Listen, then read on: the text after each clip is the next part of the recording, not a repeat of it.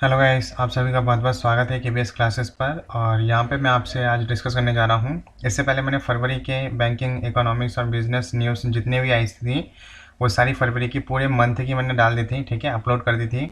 तो आज मैं अपलोड करने जा रहा हूँ जनवरी के जो बैंकिंग, इकोनॉमिक और बिजनेस न्यूज़ हैं, क्योंकि ये जब हम बैंकिंग का एग्ज़ाम देने जाते हैं तो वहाँ पे बैंकिंग टर्म्स, बैंक से रिलेटेड जितने भी न्यूज़ आई हैं उन सभी पर जो है क्वेश्चन बनते हैं। तो इसलिए मैं पार्ट बाई पार्ट लॉन्च जो है अपलोड कर रहा हूँ, ठीक है।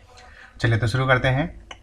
अच्छा, जो मेरे भाई बहन इस पे पीडीएफ चाहते हैं इसका, है ना, तो इसके लिए जो पीडीएफ चाहते हैं उसके लिए क्या करना पड़ेगा आपको? करना कुछ नहीं है, इस नंबर पर आपको बताना है मुझे 86 30 82 71 09, ठीक है।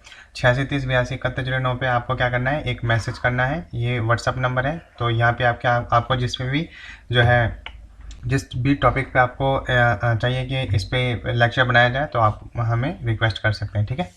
चलिए शुरू करते हैं। तो आज मैं आपसे डिस्कस करने जा रहा हूँ जनवरी के बारे में, ठीक है। चलिए देखिए, पहली the Asian development bank, Asian development bank, ठीक है। इसकी जो है शॉर्ट फॉर्म क्या है, ADB, Asian development bank and government of India. और जो गवर्नमेंट ऑफ इंडिया है हमारी, ठीक है, उसने $10 मिलियन का एक प्रोजेक्ट साइन किया जिसका नाम है पीआरएफ। एशियन डेवलपमेंट बैंक और गवर्नमेंट ऑफ इंडिया ने एक पीआरएफ साइन किया है जिसका नाम है project readiness financing. Project readiness financing $10 million का एक प्रोजेक्ट है। अभी जो पीआरएफ साइन किया है, प्रोजेक्ट रेडीनेस फाइनेंसिंग, ये एक एग्रीमेंट है। तो ये क्या कह रहे हैं, this agreement aims to help finance pilots activities.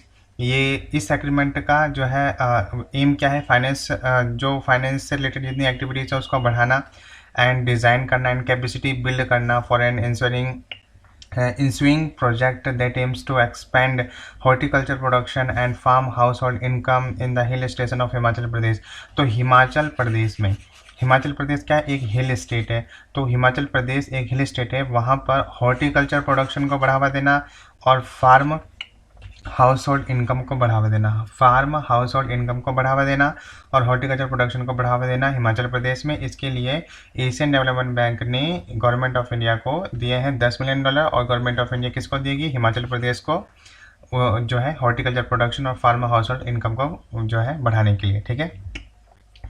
आगे देखो, अगला क्या है, देखो द एशियन डेवलपमेंट बैंक, फिर से वही बात आई है कि एशियन डेवलपमेंट बैंक एडीबी की फुल फॉर्म क्या है, Asian development bank has sign 231 million dollar का लोन सैंक्शन किया है एशियन डेवलपमेंट बैंक ने गवर्नमेंट ऑफ इंडिया के थ्रू इलेक्ट्रिसिटी। देखो, ऑगमेंट का मतलब होता है बढ़ावा देने के लिए, किसको, इलेक्ट्रिसिटी जनरेशन कैपेसिटी को और बढ़ाने के लिए in the state of Assam.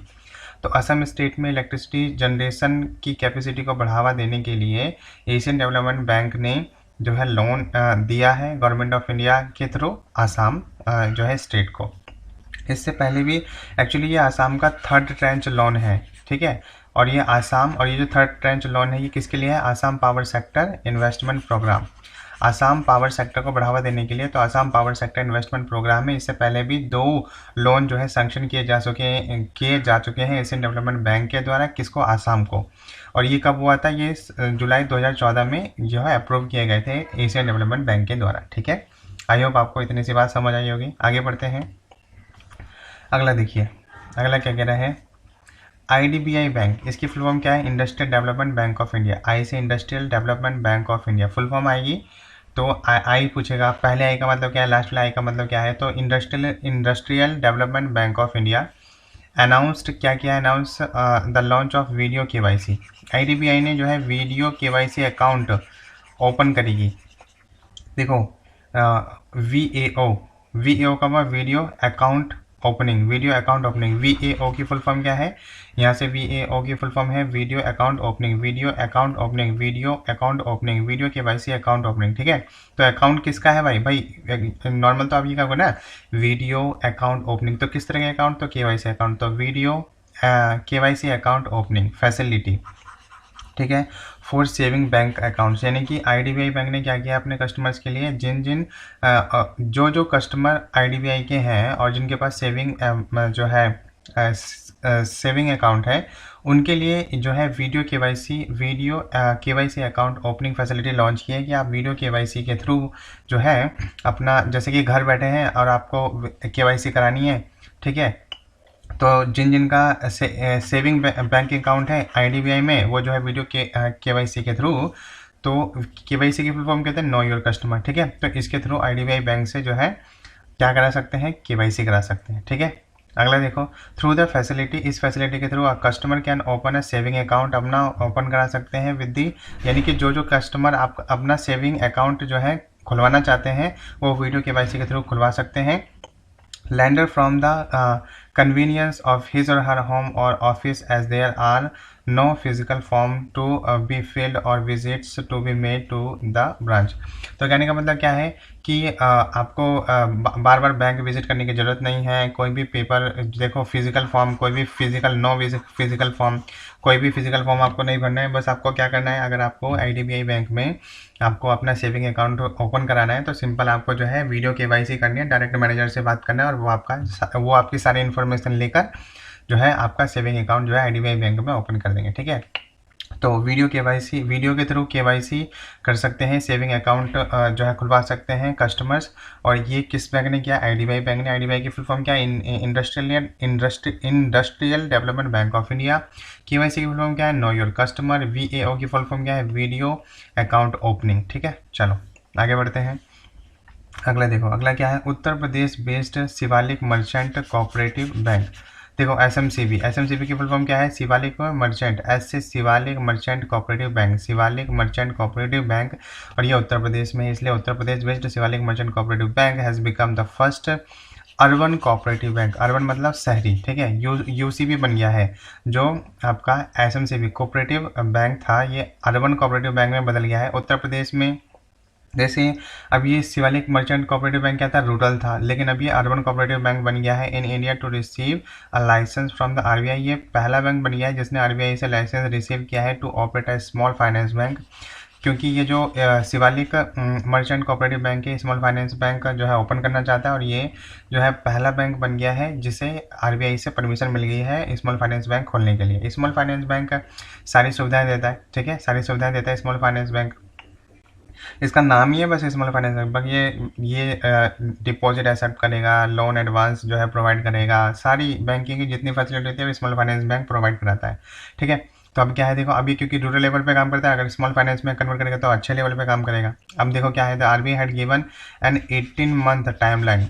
तो RBI ने 18 महीने का समय दिया है टू कमेंस बिजनेस। उसने कहा है कि आप 18 महीने के अंदर अपने बिजनेस को जो है सेटल कर लो, यानी कि जो शिवालिक मर्चेंट कोऑपरेटिव बैंक है वो अर्बन कोऑपरेटिव बैंक बन जाएगा। मतलब ये जो स्मॉल फाइनेंस है, ये जो शिवालिक मर्चेंट कोऑपरेटिव बैंक है, ये स्मॉल फाइनेंस बैंक में आप अपना बदल लो, और इसके लिए हम आपको 18 मंथ की टाइमलाइन देते हैं कि 18 महीने के अंदर आपको पूरा जो है सेटल कर लेना है, ठीक है। तो क्या बताया मैंने, उत्तर प्रदेश बेस्ड जो शिवालिक मर्केंटाइल है ना, शिवालिक मर्केंटाइल कोऑपरेटिव बैंक है, इसकी शॉर्ट फॉर्म में SMCB, शिवालिक मर्केंटाइल जो कोऑपरेटिव बैंक है, इसको ये जो है ये पहला जो है अर्बन कोऑपरेटिव बैंक बन गया है। SMCB ये पहला अर्बन कोऑपरेटिव बैंक बन गया है, और इसको RBI से लाइसेंस मिल चुका है कि ये जो है स्मॉल फाइनेंस बैंक जो है बना सके, और इसके लिए RBI ने 18 महीने की टाइमलाइन दी है इसको ये सारा सेटअप तैयार करने के लिए, ठीक है। चलो आगे बढ़ते हैं। अगला क्या है, देखो the Reserve Bank of India has introduced legal entity identify, यानी कि LEI। तो RBI ने LEI को जो है इंट्रोड्यूस किया है, जिसका LEI की फुल फॉर्म क्या है, लीगल एंटिटी आइडेंटिफायर। क्या है, legal entity identifier, legal entity identifier, legal entity identifier, ठीक है। For all payment transactions of a value of 50 crore, यानी कि जितने भी ट्रांजेक्शन ये 50 crore and the above undertaken by entities non individuals by real time gross settlement, ठीक है। यानी कि जितने भी आप ट्रांजेक्शन करोगे जैसे रियल टाइम ग्रोस सेटलमेंट के थ्रू, ठीक है, नॉन इंडिविजुअल्स, यानी कि नॉन इंडिविजुअल्स का मतलब क्या समझे कि जैसे कि कोई इंडिविजुअल नहीं है, कोई भी कर सकता है इसको, ठीक है। तो 50 करोड़ या उससे अबव का आप कोई भी ट्रांजेक्शन करते हैं तो उसके लिए आपको लीगल एंटिटी आइडेंटिफायर बनवाना पड़ेगा, ठीक है। तो लीगल एंटिटी आइडेंटिफायर बनवाना पड़ेगा and national electronic fund transfer, ठीक है। चाहे आप जो देखो वाया का मतलब क्या है, बाय एंटिटीज मतलब ये जो आप 50,000 या 50,000 से ज़्यादा का जब आप ट्रांजेक्शन करोगे, चाहे RTGS से करो या NEFT से करो, तो उसके लिए आपको LEI लगेगा, legal entity identifier, legal entity identifier जो है लगेगा उसका।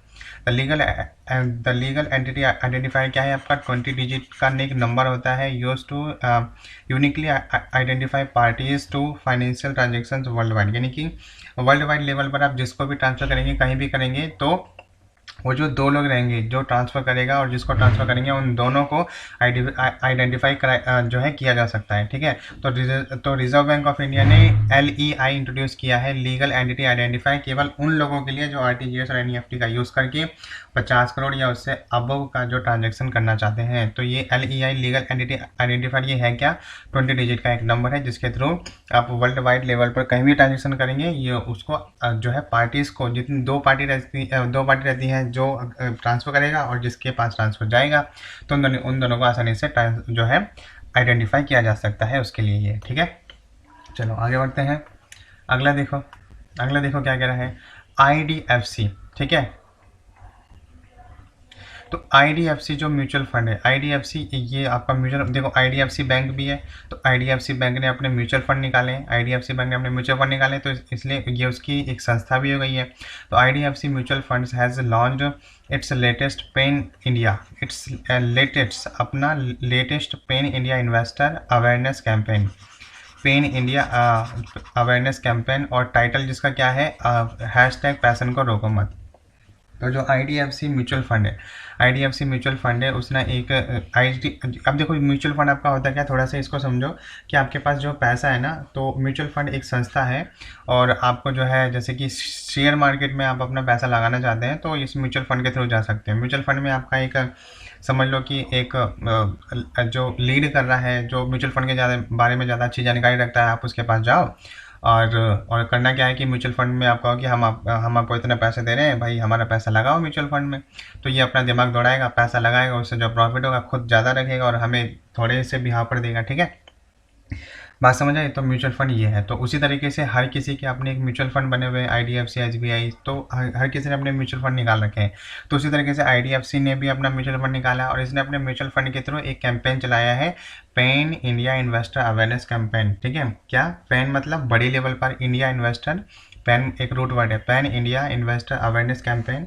तो इन्वेस्टर अवेयरनेस कैंपेन है जिसके थ्रू जो है ज़्यादा से ज़्यादा लोग इन्वेस्ट करें, इसलिए इसके कैंपेन का नाम क्या है, #पैशन को रोको मत। ठीक है, आपके पास पैसा है तो आप पैशन को रोको मत और कमाओ। ठीक है, अब देखो क्या है, विद दिस न्यू कैंपेन, इस कैंपेन के साथ IDFC mutual fund aims to shift the conversation regarding wealth creation from the traditional to the contemporary. जो कंटेम्प्रेरी है उससे जो है अच्छे लेवल पर लेकर जाना है। ठीक है, IDFC जो म्यूचुअल फंड है, सिंपल वो ये कह रहा है कि जिन जिन लोगों के पास पैसा है अच्छे से इन्वेस्ट करो, अच्छे से कमाओ, और जो है इन्वेस्टर कैंपेन जितने ज़्यादा लोगों में फैलेगा और उतने ज़्यादा ही लोग जो है हमसे आके जुड़ेंगे म्यूचुअल फंड से। ठीक है, चलिए आगे बढ़ते हैं।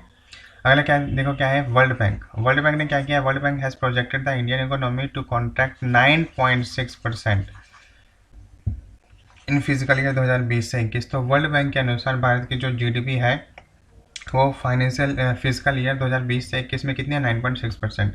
वर्ल्ड बैंक के अनुसार भारत की जो GDP है वो 9.6% है 20 से 21 में, यानी कि वर्तमान में जो चल रही है। ठीक है, in its global economy prospect report. ठीक है, ग्लोबल इकोनॉमी प्रोस्पेक्ट रिपोर्ट के अनुसार भारत की GDP 9.6% है फिजिकल ईयर 2020 से 21 में।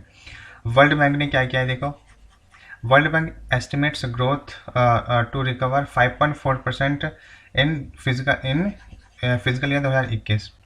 लेकिन वर्ल्ड बैंक क्या कह रहा है कि ये रिकवर कर लेगा 2021 में ही, ये जो इंडिया है ये रिकवर कर लेगा 5.4% तक 2021 में।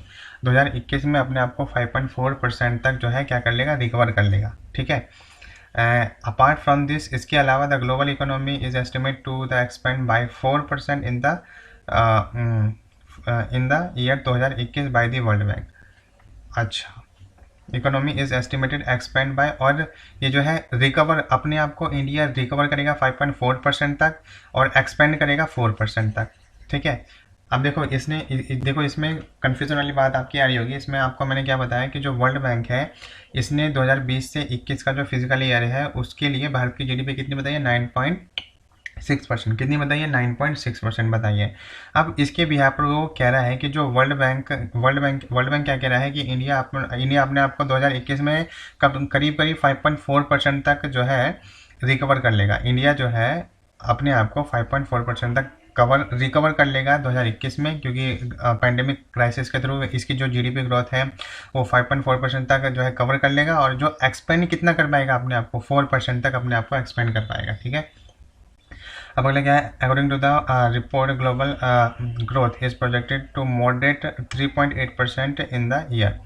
और ये जो है 3.8% तक जो है वर्ल्ड बैंक ने क्या कहा है कि 3.8% तक जो है मॉडरेट रहेगी 2022 में। 2022 में इंडिया की जो जीडीपी है 3.8% तक मॉडरेट रहेगी, 3.8% मॉडरेट रहेगी। ठीक है, 2022 में। अब देखो कन्फ्यूजन वाली कोई बात नहीं है, आपको बस इतना समझना है। वर्ल्ड बैंक ने भारत की जीडीपी बताई है 9.6% 2021 में। उसने कहा है भारत अपने आप को कोविड-19 क्राइसिस से जो है अपने आप को उभार कर कम से करीब, अगर ये रिकवर भी होता है तो करीब 5.4% तक रिकवर कर लेगा, और अगर ये अपने आप को एक्सपेंड भी करेगा तो मैक्सिमम ये 4% तक एक्सपेंड कर सकता है।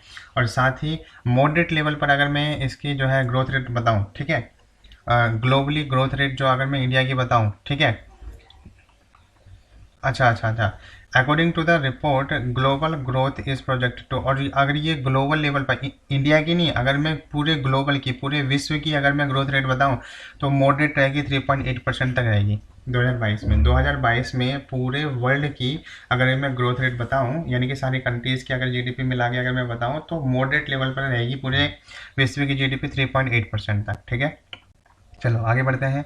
अगला देखो क्या है, Indian multinational two wheeler, Indian multinational two wheeler और थ्री व्हीलर, ठीक है, मैन्युफैक्चरिंग कंपनी कौन है, बजाज, जो कि टू व्हीलर और थ्री व्हीलर जो है ऑटो निकालती है। ठीक है, Bajaj auto has become the most valuable two wheeler company in the world. पूरे विश्व में जो है सबसे वैल्यूएबल कंपनी बन गई है after it cross the market capitalisation, क्योंकि इसने जो मार्केट कैपिटलाइजेशन जो क्रॉस किया है वो करीब 1 लाख करोड़ का है, जो कि सबसे ज़्यादा है। ठीक है, वो भी मोर देन है। ठीक है, more than 1 lakh crore on January 1 2021। तो 1 जनवरी 2021 को जो आपका बजाज ऑटो है, जो कि टू व्हीलर और थ्री व्हीलर ऑटो कंपनी जो ऑटो व्हीकल निकालता है, उसमें ये टू व्हीलर लेवल पर मार्केट कैपिटलाइजेशन इसका 1 लाख करोड़ से ऊपर है। कितना है, 1 लाख करोड़ से ऊपर है, जो कि बहुत बेस्ट है। ठीक है, मार्केट कैपिटलाइजेशन। ठीक है, मार्केट कैपिटलाइजेशन को यहाँ पे बताना पॉसिबल नहीं है, क्योंकि यहाँ पे बहुत सारी टर्म्स इसमें हैं। ठीक है, तो मैं इसके बारे में भी आपको बताऊँगा। ठीक है, तो ये जो क्योंकि ये जो बजाज ऑटो है इसका मार्केट कैपिटलाइजेशन जो है 1 जनवरी 2021 तक 1 लाख करोड़ से ऊपर है, इसलिए ये जो है मोस्ट वैल्यूएबल कंपनी में आ गई है, टू व्हीलर कंपनी में। ठीक है, चलो, तो ये Indian multinational two wheeler three wheeler company Bajaj auto जो है मोस्ट वैल्यूएबल कंपनी बन गई है टू व्हीलर के मामले में, क्योंकि इसने मार्केट कैपिटलाइजेशन 1 लाख करोड़ से ऊपर दिया है, 1 लाख करोड़ से ऊपर दिया है जनवरी 2021 तक। ठीक है, डेट भी याद रखनी है, जनवरी 2021 तक। ठीक है, आगे बढ़े, चलो अगला देखो, अगला क्या कह रहा है। अब ये देखो, the GDP of India is expected to contract 7.7%। वो कह रहे हैं कि जीडीपी, भारत की जो जीडीपी है 7.7% तक कॉन्ट्रैक्ट होगी इन द करंट फिजिकल ईयर 2020 से। कि ये जो करंट फिजिकल ईयर चल रहा है ना 20 से 21, इसमें भारत की जीडीपी जो है 7.7% तक कॉन्ट्रैक्ट होगी, एज पर the first advanced estimates released by the national statistical office. तो एनओसो, इसके बारे में मैंने शायद पहले भी बताया था। एनओसो की फुल फॉर्म क्या है, national statistical office, national statistical office. तो नेशनल स्टैटिस्टिकल ऑफिस यानी एनएसओ के अनुसार भारत की जो जीडीपी है वो 2020-21 में 7.7% तक कॉन्ट्रैक्ट होगी under the ministry of statistics and programme implementation. अब देखो MOSPI की फुल फॉर्म क्या है, क्योंकि ये जितने भी फुल फॉर्म है ना आपके एग्जाम में पूछी जा सकती है। तो MOSPI की फुल फॉर्म क्या है, M से हो गया मिनिस्ट्री, O से ऑफ, मिनिस्ट्री ऑफ, S से हो गया statistics, ministry of statistics and programme implementation, ministry of statistics and programme, ministry of statistics है। ठीक है, मिनिस्ट्री ऑफ MOS का मतलब क्या, ministry of statistics and programme implementation. ठीक है, एनएसओ की फुल फॉर्म क्या है? National statistical office. National statistical office MOSPI में फुल फॉर्म क्या है? ये आपकी है ministry of statistics and programme implementation. मेरे साथ ही बोलेंगे ministry of statistics and programme implementation. Ministry of statistics and programme implementation on January 7 2021। तो जनवरी 7 2021 तक, जनवरी 7 2021 तक भारत की जो GDP है वो 7.7% तक रहेगी। ठीक है, चलो अगला देखो क्या है। The first advance estimates of GDP financial year to released before the union budget. Union budget से पहले NSO ने भारत की GDP बताई थी। This data helps in budget making process. और मतलब कि आप ऐसे समझिए कि जो आपका जो NSO है यानी नेशनल स्टैटिस्टिक्स जो ऑफिस है, इसने भारत की GDP पहले भी बताई थी, लेकिन जैसे ही फरवरी में आप हमारा बजट आया, ठीक है, भारत का जो बजट आया, तो बजट के अनुसार उसने बताया कि भारत की GDP करीब 7.7% तक जो है वो कॉन्ट्रैक्ट होगी। ठीक है, कॉन्ट्रैक्ट होगी। ठीक है, बात समझ आया? चलो, और ये जो NSO किसके अंडर में आता है? Under the ministry of statistics. किसके अंडर में आता है? Under the ministry of statistics and programme implementation. ये जो NSO है ये किसके अंडर में काम करता है? MOSPI, ministry of statistics and programme implementation के अंतर्गत NSO काम करता है, जिसका फुल फॉर्म क्या है? National statistical office. National statistical office. ठीक है, चलो आगे बढ़ते हैं। अगला देखो क्या है। लंदन बेस्ड जो फाइनेंशियल सर्विस कंपनी है, कौन? IHS Markit. IHS मार्केट जो है लंदन बेस्ड कंपनी यानी लंदन की कंपनी है। लंदन की कंपनी है IHS Markit has projected the Indian economy to be rebound हो जाएगी 8.9% तक इन द फिजिकल ईयर 2021 से 22। तो जो जैसे कि आपने देखा कि Indian based ICRA rating agency है और मूडीज USA बेस्ड कंपनी है, उसी तरीके से IHS मार्केट कंपनी जो है जो IHS मार्केट ये कंपनी कहाँ की है? लंदन की है। इसने भारत की GDP बताई है 2021 से 22 फिजिकल ईयर में 8.9% तक रिबाउंड होगी। ठीक है, बिगनिंग इन अप्रैल 2021।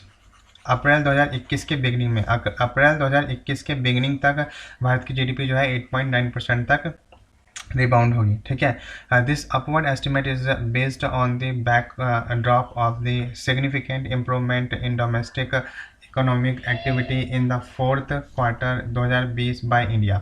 तो इसने देखा कि ये जो देखो क्वार्टर कैसे बनते हैं आपके, जैसे कि एक साल में 12 महीने होते हैं, और अगर आप 1/3 लेते हो तो जैसे 3 3 3 3 तब जाके आपके 12 होंगे। तो अगर ये 3 पार्ट है तो इसको हम क्या लिखेंगे? 1/4 ऑफ 12, 1/4 ऑफ 12। तो इसलिए आपका क्या हो जाएगा? Quarter, 1 quarter, 2 quarter, 3 quarter, 4 quarter. तो डोमेस्टिक इकोनॉमिक जो एक्टिविटी प्रोडक्ट है वो फोर्थ क्वार्टर में 2020 के फोर्थ क्वार्टर में हमें अच्छा देखने को मिला। तो इसी के अकॉर्डिंग जो IHS मार्केट है कंपनी जो कि लंदन बेस्ड है, उसने भारत की GDP बताई है कि अप्रैल 2021 तक भारत की GDP जो है 8.9% का ग्रोथ आपको देखने को मिलेगा। ठीक है, आगे बढ़े तो हम, चलिए आगे बढ़ते हैं। अब अगला देखिए, देखो अब यहाँ पे क्या है। The Reserve Bank of India यानी कि RBI की फुल फॉर्म जानते हैं, has cancelled the licence of Maharashtra based Vasant Dada Nagari सहकारी बैंक। तो वसंत दादा नगरी सहकारी बैंक कहाँ की है? महाराष्ट्र की ये जो है बैंक है।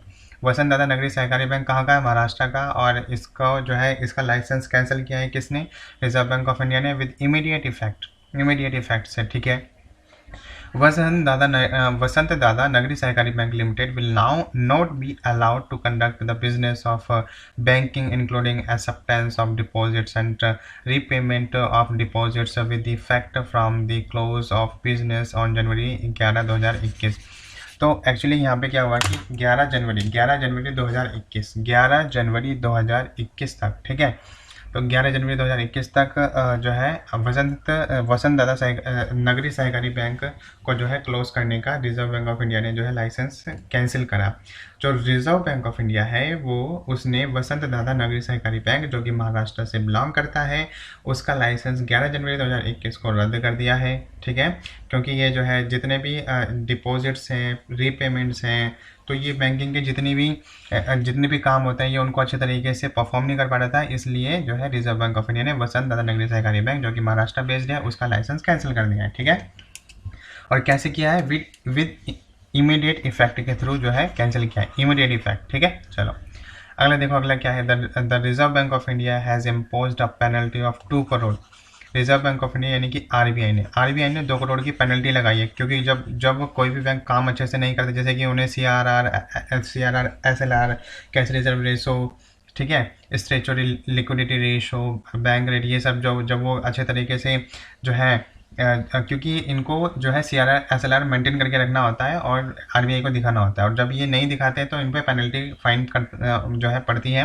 तो रिजर्व बैंक ऑफ इंडिया ने इस बार 2 करोड़ का जो है पेनल्टी, 2 करोड़ की पेनल्टी किस पे लगाई है, Dutch bank easy for non compliance with certain provisions of directions concerning interest rate on deposits. ठीक है, तो डिपॉजिट पर सही तरीके से इंटरेस्ट ना लगाने की वजह से 2 करोड़ का जो है पेनल्टी लगाई गई है डच बैंक ईजी पर आरबीआई के द्वारा। द सेंट्रल बैंक यानी कि RBI set the statutory inspection, वो देखो स्टेचुरी इंस्पेक्शन पे वो निकले थे, और एसएलआर ही उसमें उन्होंने जो है किसने, डच बैंक ने जो है अच्छे से कंप्लीट नहीं किया था, तो इसलिए लगा of Dutch banks financial positions on March 31 2019। तो मार्च 31 2019 से ये जो आपका स्टेचुरी लिक्विडिटी जो रेशो है उसको अच्छे से जो है कंप्लीट नहीं कर पा रहे थे मार्च 31 2019, फिर इन्होंने टाइम दिया, वो तब भी नहीं कर पाए, तो इसलिए उन्होंने पेनल्टी लगा दी। And the risk assessment report, और जो रिस्क असेसमेंट रिपोर्ट है, revealed non compliance with the Reserve Bank of India interest rate on deposits. ठीक है, तो डिपॉजिट पर जो इंटरेस्ट रेट रहता है ना, उसको ये अच्छे तरीके से जो है क्या नहीं कर पाते हैं, ये कंटेन नहीं कर पाते हैं, यानी कि उससे रेगुलेट नहीं कर पाते हैं अच्छे तरीके से, डायरेक्शन 2016। ठीक है, तो रिस्क असेसमेंट रिपोर्ट ये बताती है। अब देखो क्या है कि आरबीआई की एक रिस्क असेसमेंट रिपोर्ट भी रहती है, एक रिस्क RAR, ऐसी भी आपका आ सकता है, देखो RAR, risk assessment report, risk assessment report, risk assessment report. तो आरबीआई की एक रिस्क असेसमेंट रिपोर्ट है, आरबीआई की एक रिस्क असेसमेंट रिपोर्ट है, जो जितने भी बैंक हैं अगर वो सीआरआर एसएलआर जो है वहाँ पर जो है आरबीआई को नहीं शो करते हैं, तो वो रिस्क असेसमेंट रिपोर्ट की में आ जाते हैं, और फिर जो है आरबीआई उनको क्या कहते हैं, उनको वार्निंग देती हैं कि आपके पास इतना समय है, इसके अंतर्गत आप अपने सीआरआर जो एसएलआर है, बैंक रेट है, रेपो रेट है, रिवर्स रेपो रेट है, इन सभी को आप जो है अपना शो ऑफ करिए। ठीक है, जो भी आपका महीने का बनता है। ठीक है, तो अगर वो शो ऑफ नहीं कर पाते हैं, उसमें फेल हो जाते हैं, तो उन पर पेनल्टी लग जाती है। तो अब जैसे 2 करोड़ की पेनल्टी लगी है, तो इन्हें कहाँ से देना पड़ेगा, डच बैंक अपने जितने भी एम्प्लॉय हैं उनकी सैलरी से काट कर देगा उनको, क्योंकि भरना है उसको। ठीक है, चलो आगे बढ़ते हैं। अगला देखो क्या कह रहा है, डोमेस्टिक रेटिंग एजेंसी ICRA, ये जो है इंडिया की डोमेस्टिक रेटिंग एजेंसी है, aspects the real growth domestic product of India 10.1% 2021 से 22। तो ये ICRA, अब देखो ICRA की फुल फॉर्म क्या है, investment and information credit rating agency, investment and information credit rating agency. इसके अनुसार भारत की 2021 से 22 की जो जीडीपी है वो 10.1% है। ठीक है, यानी फिजिकल ईयर 2022 की बात कर रहे हैं, 2021 से 22 का मतलब जो है फाइनेंशियल ईयर 2022 की बात कर रहे हैं। और ICRA के अनुसार has earlier projected a contraction of 7.8% for the ongoing physical year 2020 से 21। और ये इसने जो इससे पहले यानी ICRA जो कि भारत की क्रेडिट रेटिंग एजेंसी है, आई की देखो 2 नाम है, आई से 2 वर्ड बनते हैं, investment and information credit rating agency. इसके अनुसार भारत की जीडीपी 2021 से 22 की होगी 10.1%, और इसने 20 से 21 में बताया था 7.8% जो है भारत की जीडीपी के बारे में बताया था। ठीक है, आगे बढ़े, चलिए आगे देखते हैं। India's retail inflation fail sharply 4.59% in December.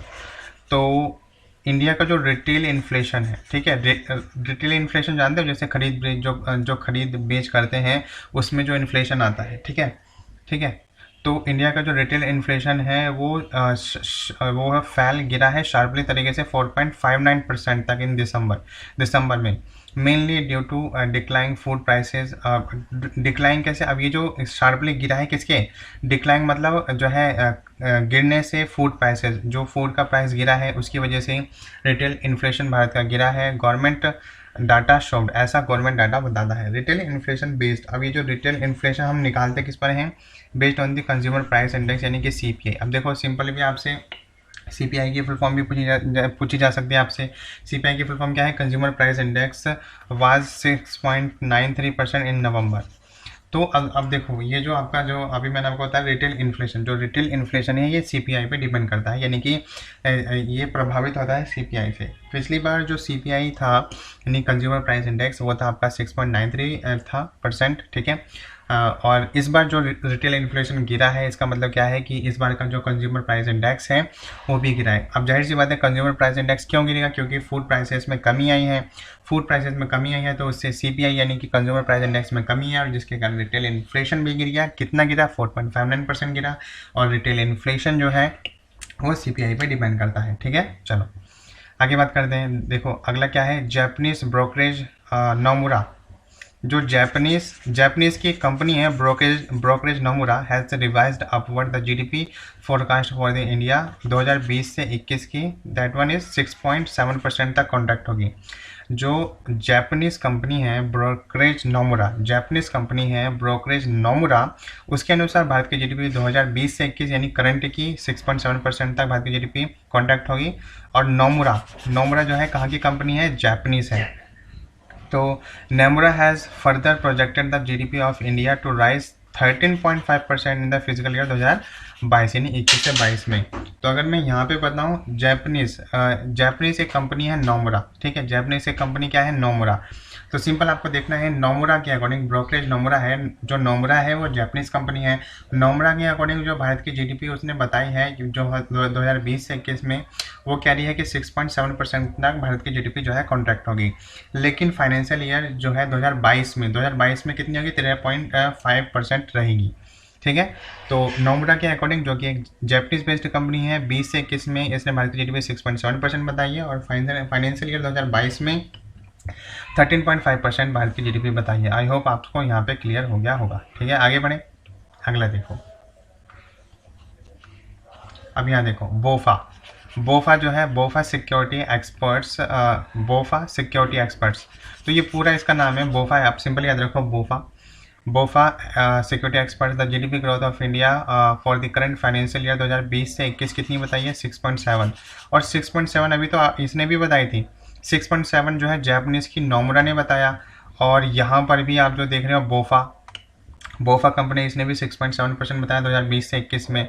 Apart from this BofA securities है has projected the Indian economy to grow 9% in the 21-22 financial year if the vaccine distribution is done. अगर वैक्सीन डिस्ट्रीब्यूशन हो जाता है in the first half of the new physical year, but it expects, ये मतलब अंदाज़ा लगाया जा रहा है कि GDP growth prospects at just 6% होगी, ठीक है। 6% if the distribution is delayed. अगर डिस्ट्रीब्यूशन डिले होता है तो 6% होगी द सेकेंड हाफ ईयर 2021 से 22, ठीक है। और 21 से 22 में मतलब कब? अक्टूबर से मार्च। तो देखो जो बोफा सिक्योरिटी है, ये भी एक रेटिंग एजेंसी है।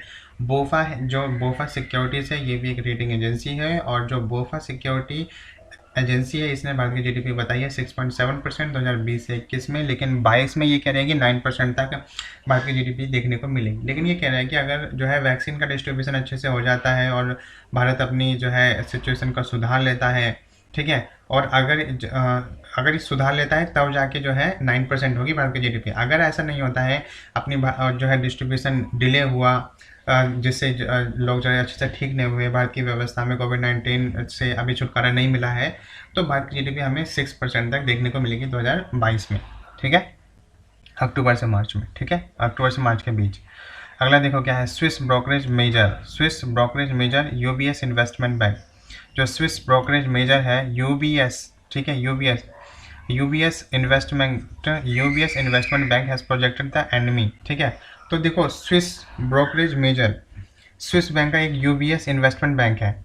स्विस ब्रोकरेज है, देखो जो UBS इन्वेस्टमेंट बैंक है, UBS इन्वेस्टमेंट बैंक कहाँ का है? स्विस ठीक है, स्विस है तो स्विस ब्रोकरेज यानी स्वीडन का है। तो जो स्विस ब्रोकरेज स्विस ब्रोकरेज के अनुसार जो मेजर बैंक है यूबीएस इन्वेस्टमेंट बैंक, जो कि स्विट्जरलैंड का सबसे बड़ा बैंक है, उसके अनुसार भारत की जीडीपी 7.5% तक करंट फाइनेंशियल ईयर 2021 में रहेगी, यानी 20 से 21 में, मार्च 2021 में। और जो यूबीएस के अनुसार जो भारत की जीडीपी है 11.5% 2022 में रहेगी।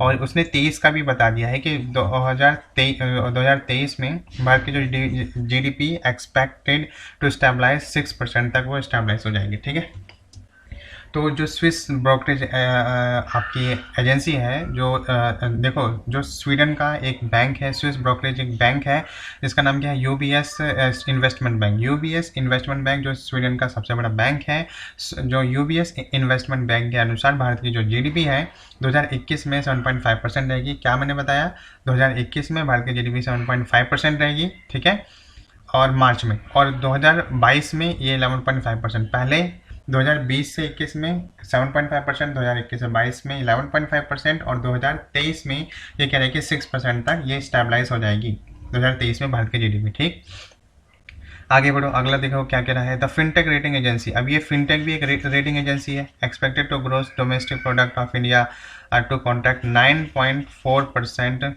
इन द फाइनेंशियल ईयर 2021 अप्रैल। अब ये जो फाइनेंशियल ईयर 2021 है ये क्या है, अप्रैल, क्योंकि जो फाइनेंशियल ईयर हमारा अप्रैल से मार्च के बीच ही होता है, अप्रैल 2020 से मार्च 2021। ठीक है, fintech further project the GDP to expand the 11% financial year 2022, April 2021 से मार्च 2022, क्योंकि जो हमारा फाइनेंशियल ईयर होता है वो जो है अप्रैल से शुरू होता है और मार्च में ख़त्म होता है।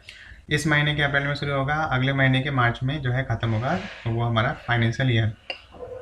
तो जो फिनटेक रेटिंग एजेंसी है उसके अनुसार भारत की जो जीडीपी है वो 9.4% है 2020 में। ठीक है, 2020 में भारत की जीडीपी जो है फिनटेक के अनुसार 9.4% है।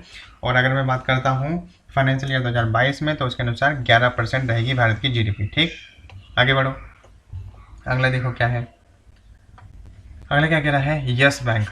यस बैंक एक प्राइवेट सेक्टर बैंक है, ध्यान रखना, इसका भी हेडक्वार्टर मुंबई में। ठीक है, यस बैंक एक प्राइवेट सेक्टर बैंक है, जैसे आईसीआईसीआई है, एचडीएफसी बैंक है। ठीक है, तो Yes bank has announced it's partnership with the Aditya Birla wellness private limited. तो यस बैंक ने जो है पार्टनरशिप दिखाई है Aditya Birla wellness private limited के साथ। Aditya Birla wellness private limited, Aditya Birla wellness private limited, यानी कि यस बैंक ने आदित्य बिरला के साथ जो है पार्टनरशिप दिखाई है। अच्छा, लॉन्च क्या किया है इन्होंने, यस बैंक वेलनेस लॉन्च किया है, क्योंकि Aditya Birla wellness private limited है तो इसलिए यस बैंक वेलनेस लॉन्च किया है, क्योंकि यस बैंक तो इधर से है, वेलनेस आ गया आदित्य बिरला से, तो दोनों का combination Yes Bank Wellness and Yes Bank Wellness Plus. एक तो Yes Bank Wellness, Yes Bank Wellness Plus credit card है, और ये क्या है, क्रेडिट कार्ड है। Aimed at the holistic health, ये हेल्थ के लिए है, सेल्फ केयर इससे होगा, एंड वेलनेस ऑफ कंज्यूमर्स है। And this is an innovative step to encourage and promote self care. ठीक है, प्रोमोट सेल्फ केयर। चलो अभी 36 मिनट हुए हैं, अभी इसको कंप्लीट कर लेते हैं। ठीक है, ज़्यादा नहीं बचे हैं हमारे, 4 इसके बाद हो रहे हैं। अब देखो क्या है कि जो यस बैंक, आप जो यस बैंक को देख रहे हो ना, यस बैंक ने जो Aditya Birla wellness private limited है उसके साथ मिलकर यस बैंक वेलनेस और yes Bank Wellness Plus credit card launch किया है। और ये जो दोनों क्रेडिट कार्ड हैं ये अपने ही कस्टमर्स के लिए हैं, और ये क्या करेंगे, हेल्थ के लिए, आपको सेल्फ केयर है, वेलनेस का जो इसी के कस्टमर्स हैं उन्हीं के लिए बेनिफिटेड रहेगा। ठीक है, और ये दिस इज़ इनोवेटिव स्टेप है, इनकरेज जो करेगा प्रोमोट सेल्फ केयर को, मेंटल एंड फिजिकल वेलबींग को। ठीक है, चलो आगे बढ़ते हैं, अगला देखो क्या है, आईसीआईसी बैंक। ये आईसीआईसी बैंक ये भी एक प्राइवेट सेक्टर बैंक है। लैंडिंग आपका क्या है, lending Indian private sector bank. ठीक है, अब ये जो आईसीआईसी बैंक है ये जो है lending Indian private sector bank है, जैसे मैंने बताया था। And neo new age fintech company. और एक ये जो नियो है, एक नियो है क्या, ये एक न्यू एज फिनटेक कंपनी है। न्यू एज, नियो का मतलब क्या है, new age fintech company announce a tie up issue prepaid cards to micro. Prepaid cards ये लॉन्च करेगा। अच्छा, किसके लिए prepaid cards, to micro small and medium enterprises के लिए, एमएसएमई के लिए, वर्कर्स के लिए। तो जो ICICI बैंक आप देख रहे हो, इसने नियो के साथ, और नियो क्या है आपका, एक न्यू एज फिनटेक कंपनी है। ICICI बैंक जो है कि एक lending Indian private sector bank है, और नियो क्या है, एक न्यू एज फिनटेक कंपनी है। इन दोनों ने मिलकर टाई अप किया है और जो है एक प्रीपेड कार्ड लॉन्च किया है। नियो ने और ICICI बैंक ने प्रीपेड कार्ड लॉन्च किया है MSME सेक्टर के लिए और उसके वर्कर्स के लिए। MSME will now be able to get ICICI bank neo Bharat payroll card.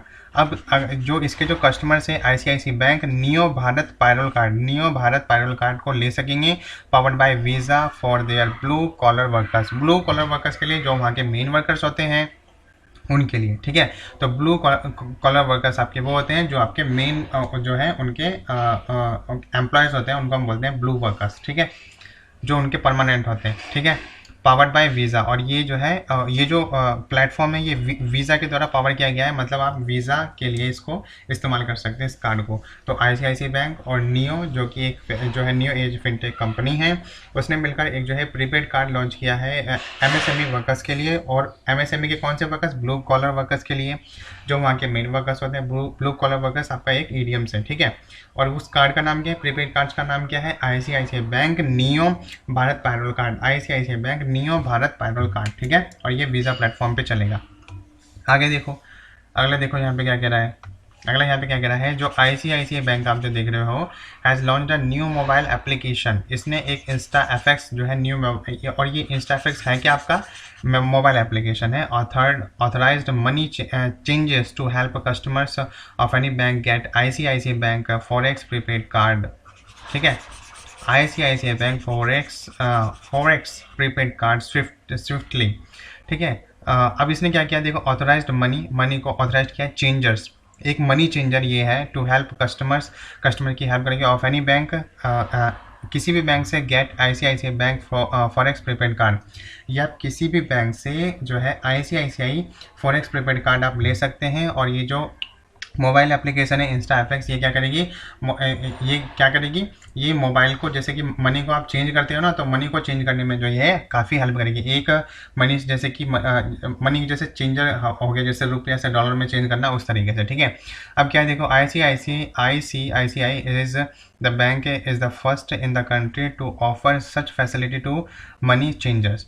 ये जो ICICI है इज़ द फर्स्ट बैंक है इन द कंट्री में to offer such facility to money changers, और ये पहला बैंक है जिसने मनी चेंजर के लिए पहली फैसिलिटी जो है प्रोवाइड की है, जहाँ से आप मनी को चेंज कर सकते हो रुपए का डॉलर में वगैरह वगैरह। ठीक है, अगला देखो क्या है, a money changer is a person, एक जो मनी चेंजर जो है एक पर्सन होता है, और ऑर्गेनाइजेशन होती है whose business is the exchange of coins को एक्सचेंज करना और करेंसी को बदलना of one country for that of another country. ठीक है, तो जैसे कि आप यहाँ पे देख रहे हो कि ये भी एक तरीके का बिजनेस, जैसे मनी चेंजर है ना, उसके लिए कोई पर्टिकुलर पर्सन होगा या फिर कोई ऑर्गेनाइजेशन होगी जो कॉइन को, करेंसी को एक कंट्री के पैसे से दूसरे कंट्री के जो पैसा है उसमें चेंज करती है। तो ICICI बैंक ने ये पहला कदम उठाया है, जिसने एक मोबाइल एप्लीकेशन लॉन्च की है InstaFX।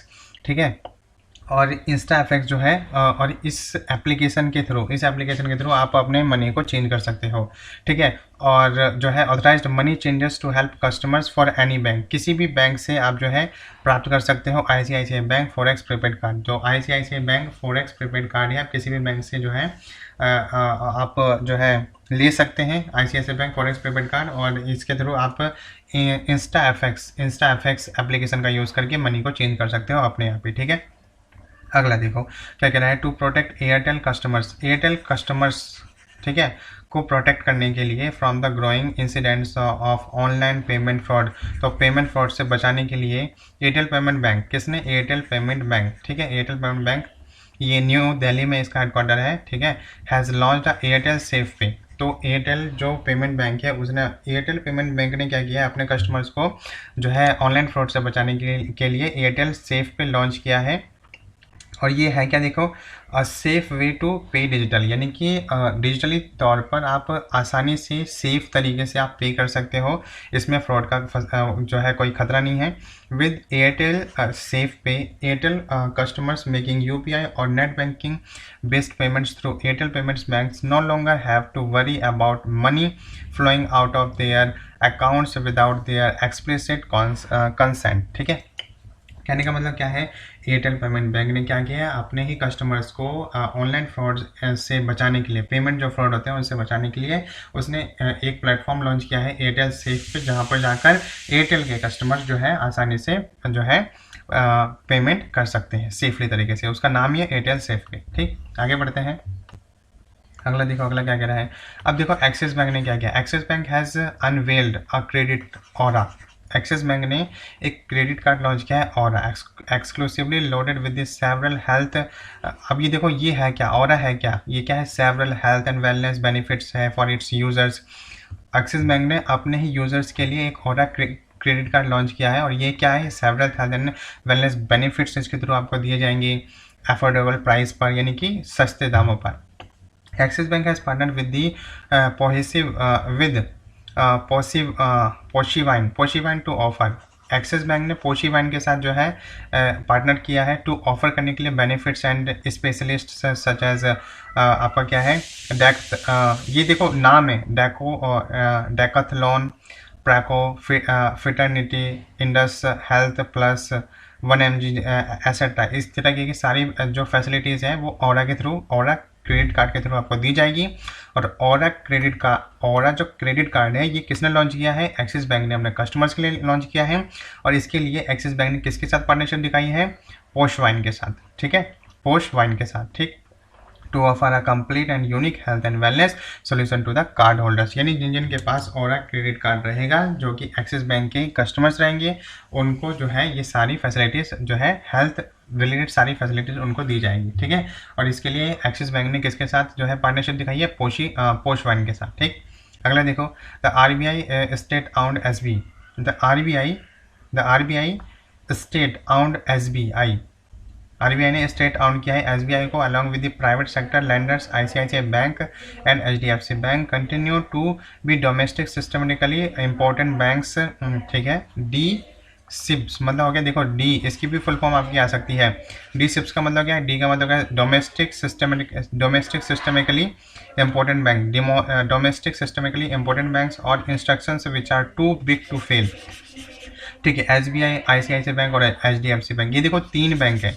RBI ने जो है SBI बैंक, ICICI बैंक और HDFC बैंक को जो है डोमेस्टिक सिस्टमेटिकली जो है इम्पोर्टेंट बैंक, डोमेस्टिक रूप से सिस्टमेटिकली इम्पोर्टेंट बैंक्स का दर्जा दिया है। ठीक है, क्यों, क्योंकि ये they are big to fail, यानी कि अगर ये बैंक फेल होते हैं तो समझ लो कि भारत की पूरी GDP ही चरमरा जाएगी। ठीक है, खत्म हो जाएगी, बात समझ आई।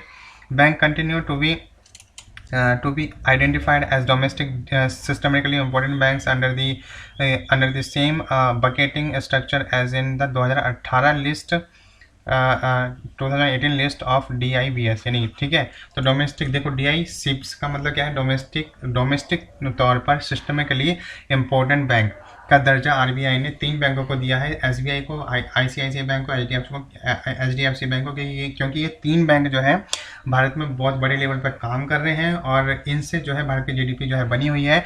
और ये they are big to fail का मतलब क्या है, अगर ये बैंक फेल होते हैं, अगर ये बैंक जो है फेल होते हैं तो भारत की GDP पूरी चरमरा जाएगी। ठीक है, तो RBI ने तीन बैंकों को डोमेस्टिक सिस्टमिकली और इम्पोर्टेंट बैंक का दर्जा दिया है, SBI और HDFC और आपका क्या है, ICICI बैंक। ठीक, अगला देखो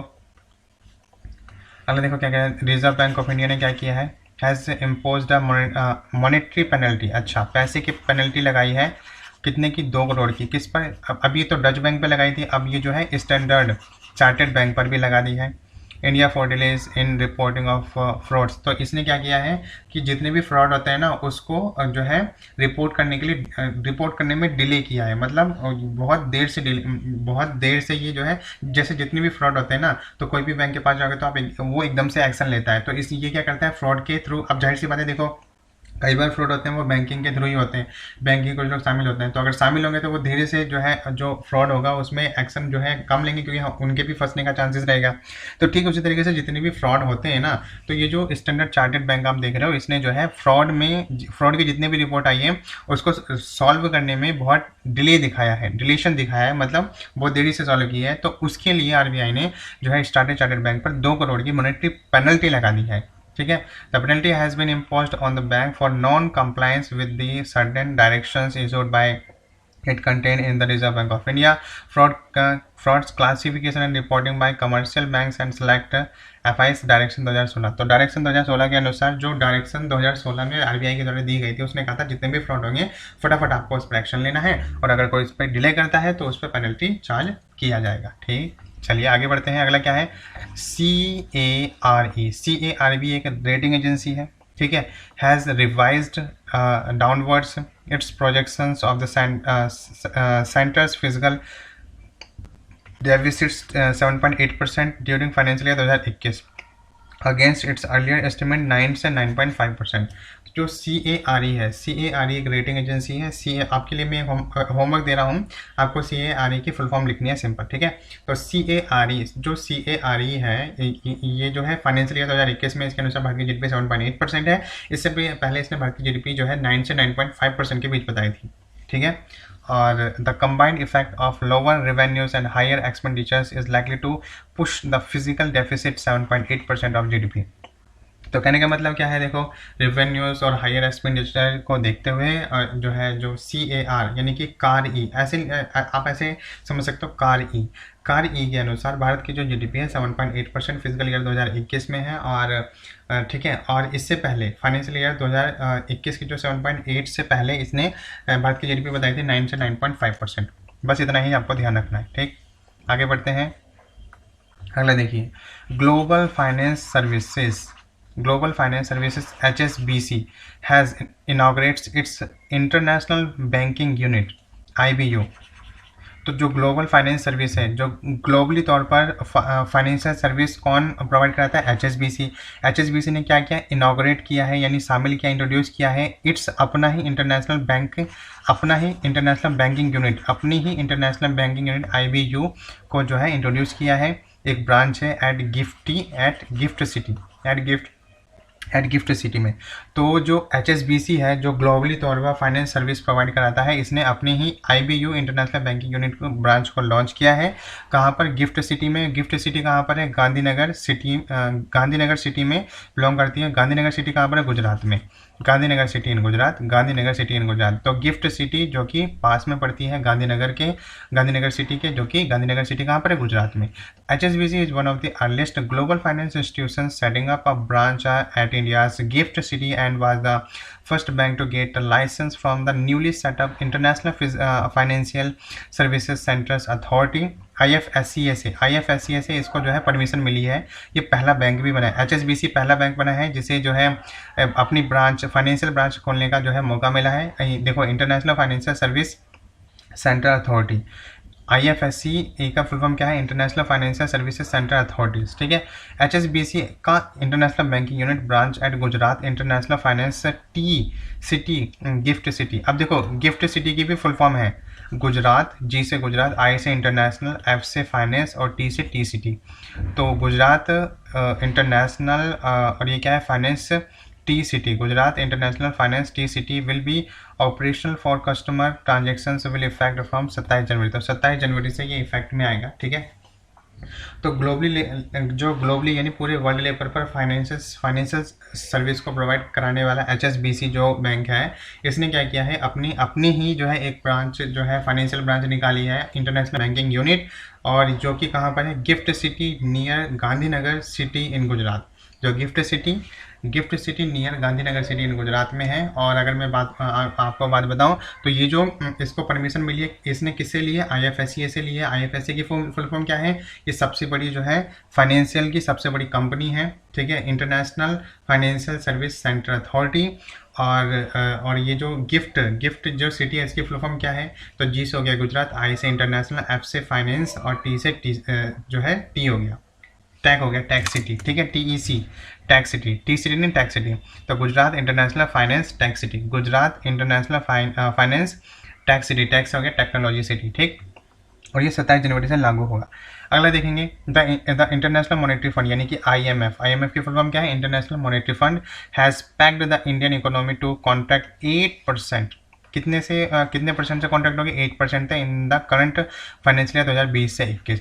तो इंटरनेशनल मॉनेटरी फंड है। अब इंटरनेशनल मॉनेटरी फंड में क्या होता है, देखो जितने भी आप देखोगे जैसे कोई भी कंट्री है जो उसका एक्सपोर्ट इम्पोर्ट का जो भी कितना हुआ, तो उसके लिए एक जो है एक अकाउंट होता है हर एक कंट्री का, और वो अकाउंट जो है इंटरनेशनल मॉनेटरी फंड में जाता है, और वहाँ पर डॉलर में सबके लिए वहाँ पे एक पर्टिकुलर यूनिट है, डॉलर में सबका काउंट होता है, ठीक है। और उसके अनुसार ही जो है इंटरनेशनल मॉनेटरी फंड ने जो है उसको देखते हुए भारत की जीडीपी 8% तक बताई है 2020 से 21 में कॉन्ट्रैक्ट होगी। In its latest world economic outlook released 26 जनवरी 2021, और ये जो है 26 जनवरी 2021 में इसका लेटेस्ट इसने बताया है कि 8% तक कॉन्ट्रैक्ट होगी। द IMF यानी कि international monetary fund expects GDP of India to rise to 11.5% in the next financial year 2021 से 22। तो इसका मानना यह है कि इंटरनेशनल मॉनेटरी फंड का कि भारत की जीडीपी 11.5% तक जो है बढ़ोतरी देखने को मिलेगी हमें।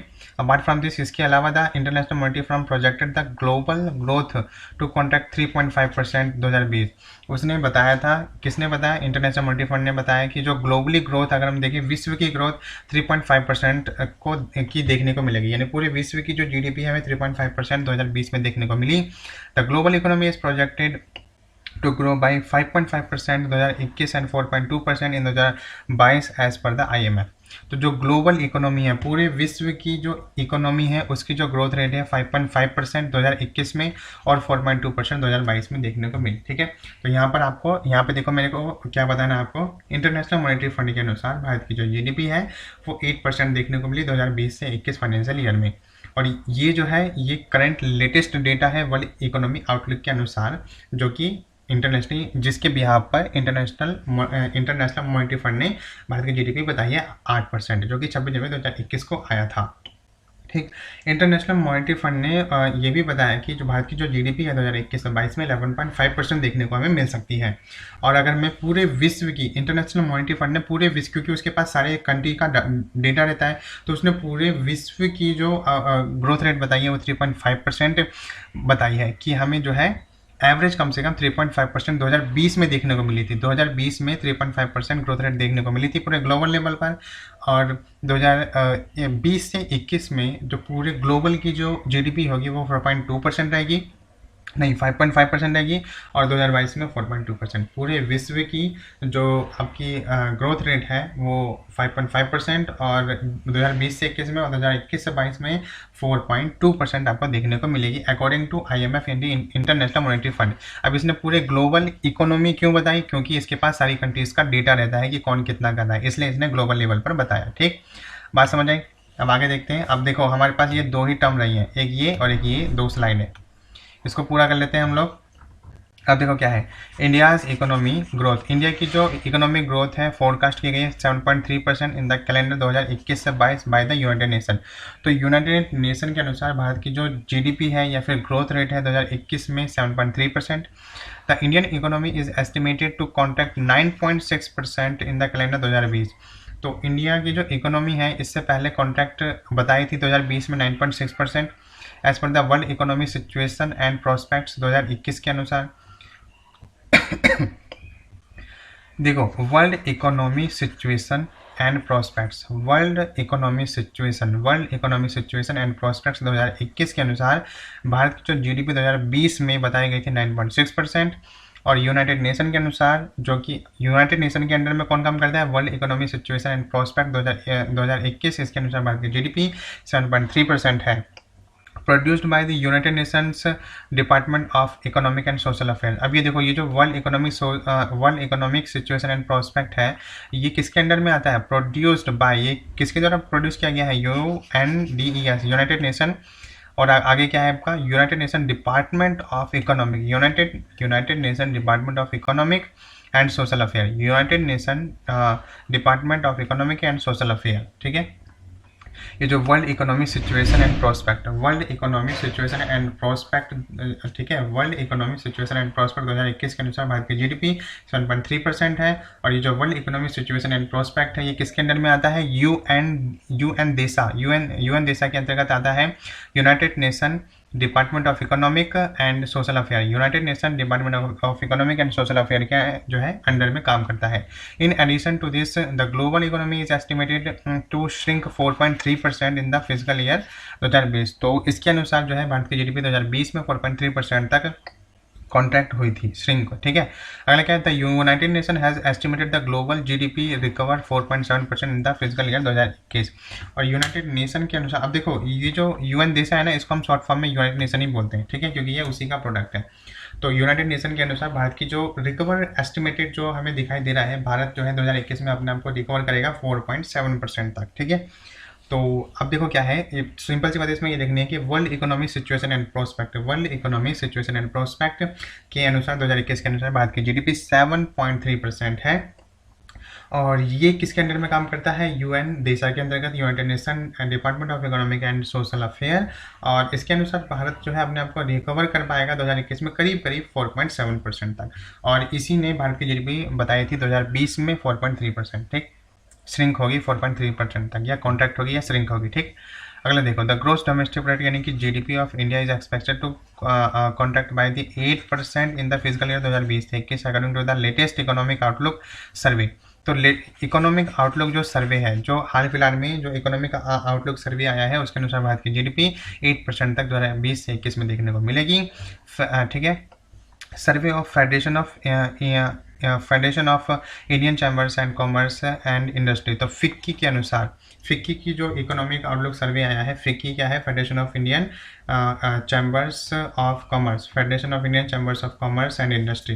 देखो फिक्की की भी फुल फॉर्म, इसमें 2 सी है 2 आई है, तो इसकी जो है आपसे जो है पहले आई का मतलब क्या है, दूसरे आई का मतलब क्या है, पहले सी का मतलब क्या है, दूसरे सी का मतलब है, तो शॉर्ट फॉर्म आपसे पूछी जा सकती है। तो फिक्की से आएगा federation of Indian, federation of Indian chamber of commerce, federation of Indian chamber of commerce and industry.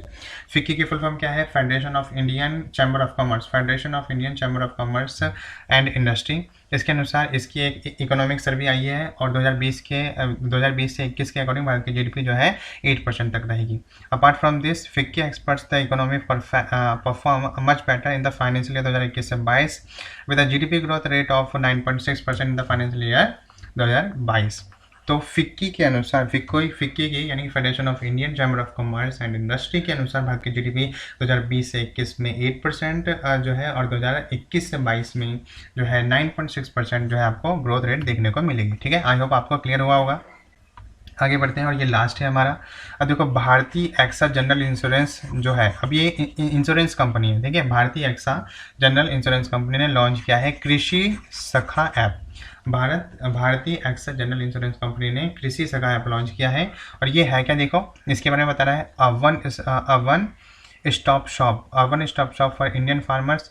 One stop shop का मतलब क्या है, एक ही जगह शॉप रहेगी और वहीं पे ये कृषि सखा ऐप जो है रहेगी। ठीक है, यानी कि कोई भी, जैसे कि रिटेलर है, कोई भी व्यापारी है, तो उसके पास ये जो है कृषि सखा ऐप रहेगी। अब आप वहाँ पे जाके इंश्योरेंस करा सकते हैं।